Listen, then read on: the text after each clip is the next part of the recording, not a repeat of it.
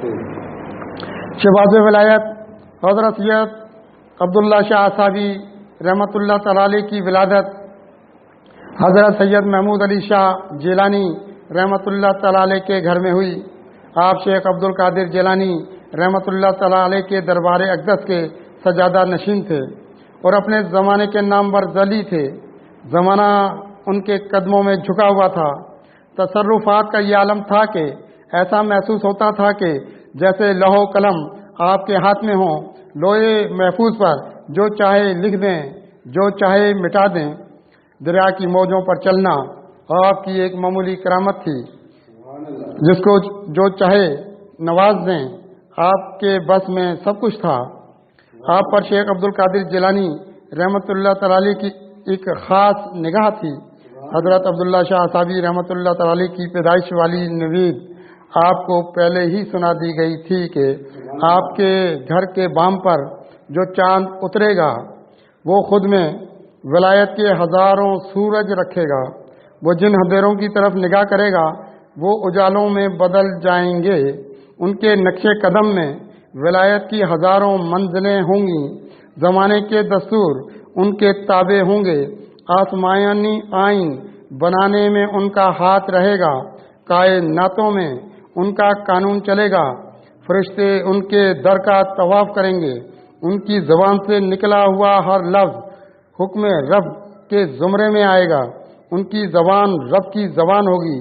ایسے بچے کی ولادت کا جشن کیوں نہ منایا جاتا؟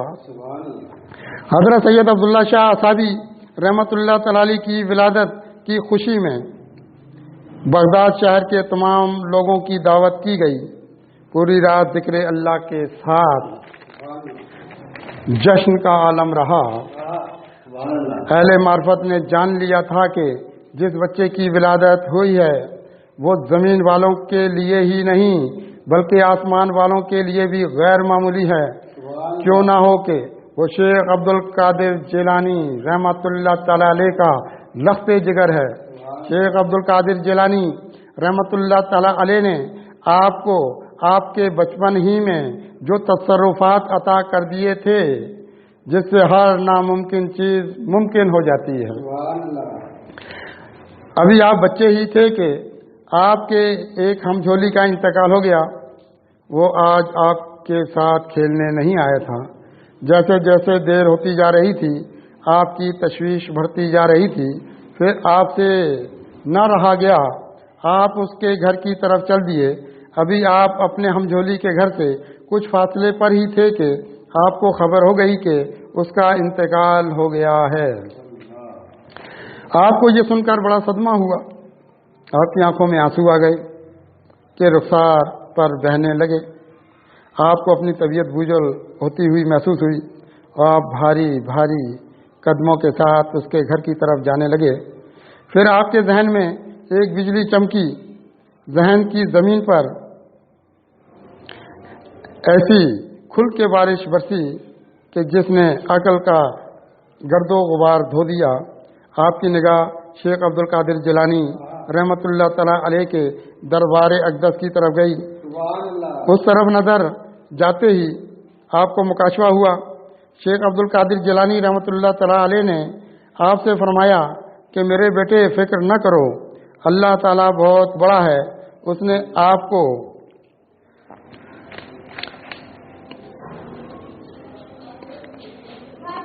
آپ کو کائناتیں عطا کر دی ہیں۔ اس ہمجولی کی زندگی کی طرف لوٹانا اس کے لیے کچھ مشکل نہیں ہے۔ اس کے گھر جاؤ، آگے کا راستہ ہموار ہو جائے گا۔ آپ جب اس کے دروازے پر پہنچے تو ایک کوہرام مچا ہوا تھا۔ رونے اور چیخنے کی آوازیں آ رہی تھیں۔ اس کی ماں کا رو رو کے برا حال ہو چکا تھا۔ وہ اس کے غم میں نڈھال ہو چکی تھی۔ باپ کی بھی کچھ ایسی ہی کیفیت تھی۔ بہنیں چارپائی پکڑے زاروں قطار رو رہی تھیں۔ برآمدے میں جتنے بھی لوگ تھے ان کی آنکھیں آنسوؤں سے بھر چکی تھیں۔ آپ کی ہمجھولی کی والدہ نے جب آپ کو دیکھا آپ کی طرف دوڑ کے آئیں اور کہا کہ دیکھو تمہارے دوست کو کیا ہو گیا ہے، یہ آنکھیں نہیں کھولتا۔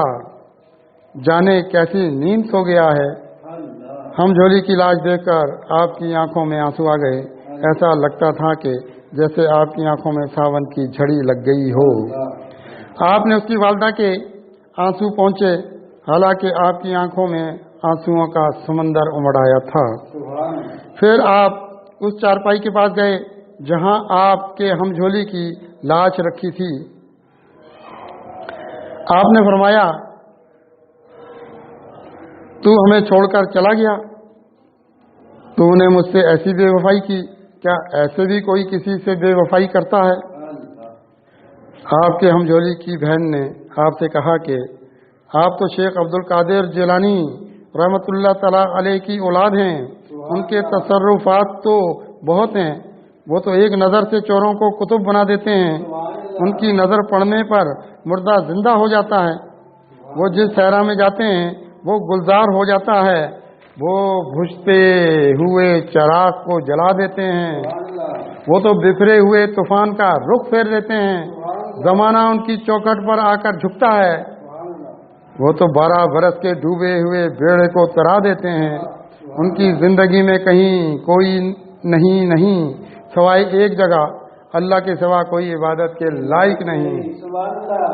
اس کی باتوں کا آپ کے دل پر بہت گہرا اثر ہوا، آپ کچھ اور غمزدہ اور اداس ہو گئے۔ پھر آپ کے دل میں ایک امنگ جاگی اور یہ خواہش پیدا ہوئی کہ یہ میرا ہم جھولی زندہ ہو جائے۔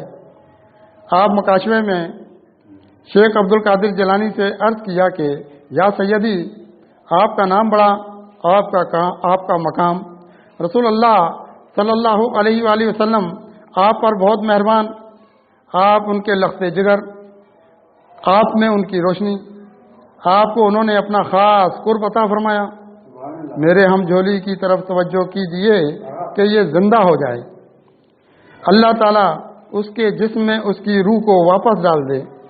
ابھی آپ دل ہی دل میں یہ کہہ رہے تھے کہ شیخ عبد القادر جیلانی رحمۃ اللہ تعالی نے فرمایا کہ اے میرے لخت جگر، اس سے کہو کہ اللہ کے حکم سے زندہ ہو جائے۔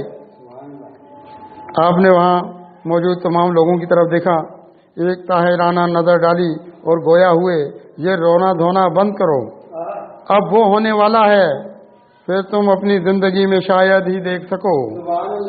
آپ کے یہ کہتے ہی سارے لوگ آپ کی طرف متوجہ ہو گئے۔ آپ نے اللہ تعالیٰ کی تعریف بیان کی اور فرمایا جو کچھ ہوتا ہے اللہ تعالیٰ کے سبب سے ہوتا ہے اور اسی کی مرضی سے ہوتا ہے، اب جو کچھ ہونے والا ہے وہ اللہ تعالیٰ کی مرضی سے ہوگا۔ پھر آپ نے بے جان لاش سے کہا کہ اللہ کے حکم سے زندہ ہو جا۔ ابھی آپ نے یہ فرمایا ہی تھا کہ لاش میں جنبش ہوئی، بند آنکھوں میں زندگی کی لہر دوڑ گئی، آہستہ آہستہ اس نے اپنی آنکھیں کھول دیں، ہونٹ کچھ کہنے کے لیے کھلے، پھر وہ یہ کہہ کر اٹھ بیٹھا کہ اللہ سب سے بڑا ہے، اللہ سب سے بڑا ہے۔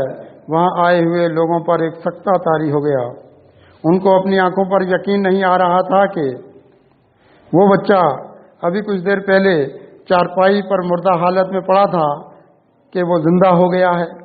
ماں اپنے بچے سے لپٹ گئی، میری جان تجھ کو کیا ہو گیا تھا؟ وقت کا بے رحم پہیا تجھے کس جہان میں لے گیا تھا؟ تو صحیح تو ہے؟ وہ بچے کے جسم پر ادھر ادھر ہاتھ پھیرنے لگی جیسے کوئی چیز کم تو نہیں ہو گئی۔ وہ اللہ کا شکر ادا کر رہی تھی اور ممنون نظروں سے آپ کی طرف دیکھ رہی تھی۔ ایک شخص نے آپ کو اپنے کاندھے پر اٹھا لیا اور کہنے لگا کہ اس کا قدم شیخ عبد القادر جیلانی رحمۃ اللہ تعالی علیہ کے قدم پر ہے، یہ اہل ولایت کی آبرو ہے، اس سے کل زمانے کا بھلا ہوگا۔ پوت کے پاؤں پالنے میں نظر آتے ہیں، بے شبہ یہ عظیم ولی ہوگا، زمانہ اس کی ولایت پر ناز کرے گا، اس کی اخوت سے زندگی کی شاخیں نمو پائیں گی، روشنی آ کے اس کے قدموں میں رقص کرے گی۔ آپ اس کے کندھے سے اترے تو ایک ہجوم نے آپ کو گھیر لیا، کوئی آپ کے ہاتھ چوم رہا تھا اور کوئی آپ کے پاؤں۔